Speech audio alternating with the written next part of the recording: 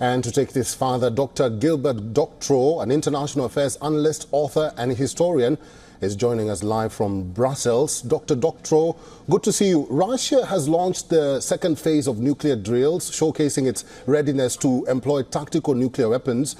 Should the West, Europe, or the Baltics be worried or alarmed? Well, I'm glad that you mentioned that I'm an historian. I'm an historian by training. I got my doctorate in history. And one of the key issues in history is causation. That is, who started it? And not just how things ended up, but how they started. And since you mentioned the Baltics, I'll also bring them into play. Because if you ask any of the people in Estonia or Latvia or Lithuania when history began, they all know that history began in 1939 with the Ribbentrop-Molotov Treaty, which ended their independence when Russia took them over. They failed to remember that their participation in the Russian Empire went back to Peter the Great in the 1710s and 20s, when by dynastic marriage or conquest, these countries all became part of the Russian Empire. That part of history they don't talk about. So when you say that the Russians are now making moves that are threatening and that are escalating, I ask, where did it start? Did it start with the Russians escalating, or did it start with the West escalating? And from the Russian perspective, the latter is the case. The latest Russian moves, in particular, your mention of the dispatch of these 3 warships, or 2 warships and a submarine, that will be part of a task force for exercises in the Caribbean basin this summer. Mm-hmm. That has, as part of a Russian coordinated response to what they saw as very belligerent language coming from Western Europe last week, or the week before last. What I have in mind is the announcement by the United States, by France, Germany, Sweden, United Kingdom, that they gave permission, all these countries are giving permission to Kiev to use the missiles and other advanced technology that they've supplied to attack the Russian heartland. That set off a lot of alarms in Russia. These weapons can reach very close to Moscow.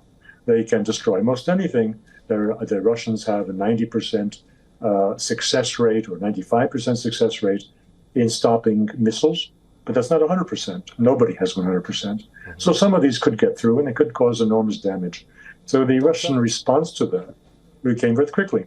Doctor, what could be on Putin's mind when he dispatches what you mentioned there, the naval group, including a nuclear-powered submarine and a frigate, to the Caribbean, very quickly?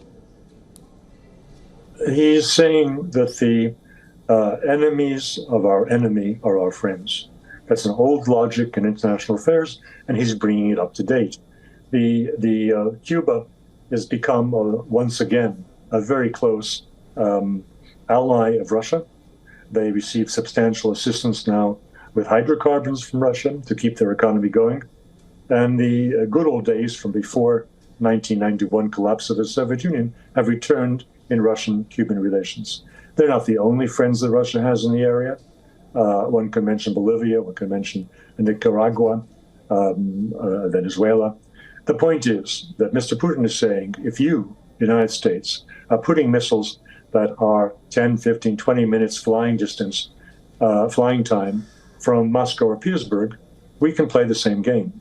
We can put missiles, these hypersonic missiles, maybe from the Caribbean basin to Washington, have a 5 or 10 minute flight time.